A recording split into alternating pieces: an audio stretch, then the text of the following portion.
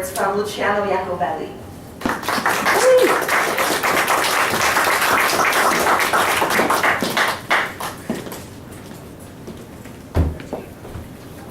Actually, I should add that Q-Space is not just a bookstore cafe. It's also a meeting place for activists. So if you belong to an activist group and you are planning an event and have no place in which to meet, Q-Space is where you could do it. You'd have to contact me if I'm still here at the end of the night. It is Nuit Blanche after all. But you could also contact Quattro Books or Q-Space if you're interested in booking a meeting room at Q-Space. Okay. When I was asked to read at this event, I thought they picked the wrong person because generally my poetry is very introverted. It's about myself. But as I was looking through my work, I realized that in fact I do touch on some issues, social issues, stuff like bullying and sexual abuse and stuff like that. So after all, I do fit in, to my surprise.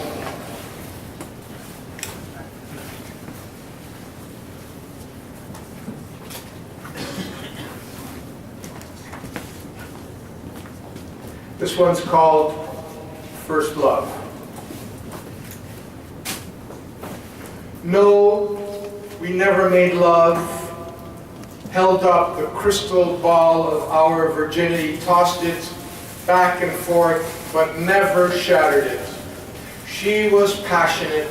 She kissed me first, her tongue in my mouth, an electric eel swimming right into my brain. She had dark eyes, olive skin, and a firm little body, so full of education for my eyes, my lips, my hands. Even when I slept alone, I felt her there, a phantom recorded by my senses. No, we never went all the way, but on certain nights I'd meet her at her basement door, and when her parents were asleep, we'd quietly climb the stairs, tiptoe to her room, and cuddle till morning. Before anyone was awake, I'd sneak out. No, on her insistence, we never consummated. No impurities, no sins to confess. She wanted a sacred precinct only a husband could enter, wanted a clean home for a first child.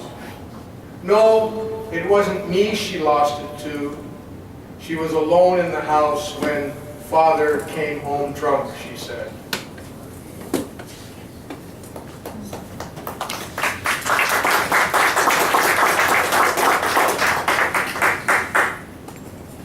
Matricide.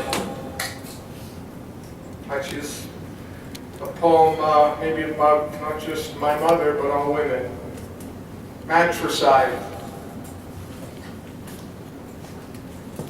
I killed my mother in the basement where she did the laundry, pummeled her to death with a shovel, never saw her face, only the back of her sad head. I buried her in the backyard. Thinking I was alone in matricide, I carried the guilt for years when one night I learned others had done the same. Everyone simultaneously confessing they had killed their mothers, buried them on their property, hidden them under stairs, in crawl spaces, attics, sheds, mothers against walls, like burlap sacks filled with leaves. No one was innocent. Not even the girl next door, the shy, obedient one, the Madonna who never looked a boy in the face. Years afterward, she too, in the dark backyard, exhuming the breast that nourished her.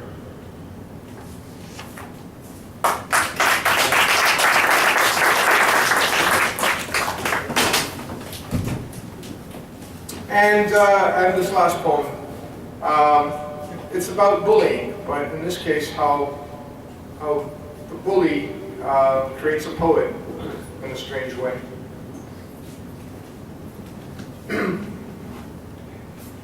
I was a child with little to say.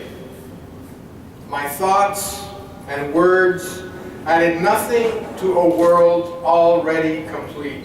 But in grade school, I ate a piece of chocolate given to me by a kid who laughed when I swallowed it.